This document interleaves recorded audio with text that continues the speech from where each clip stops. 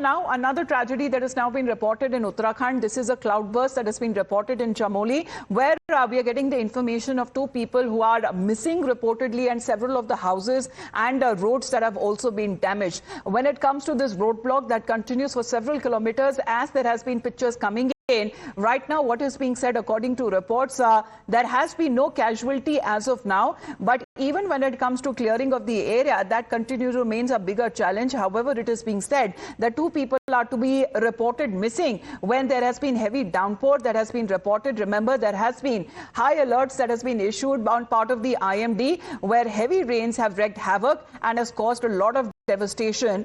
There has been flash floods that has also been reported, and this time now being reported from Uttarakhand's Chamoli district.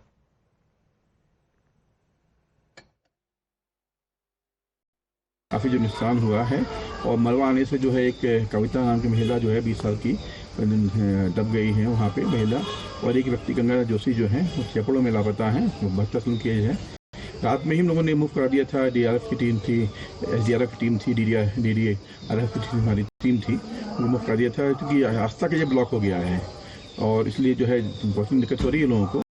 तो बाकी तहसील के staff जो है, प्रशासन जो है वहाँ लगा हुआ है राहत कार्य में। इसके अलावा हम लोगों ने रिलीफ कैंप बनाए हैं।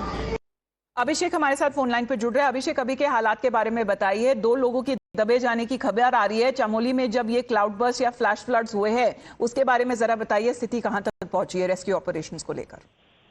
देखिए, सबसे पहले मैं बता दूं, प्रशासन, जो लोकल प्रशासन की टीम थी वो मौके पे पहुंच गई थी सुबह ही, और लेकिन जो एनडीआरएफ की टीम है जो बाहर से पहुंच रही है वहां पे, अभी रास्ता बंद होने की वजह से वो अभी रेस्क्यू ऑपरेशन करने में नाकाम है।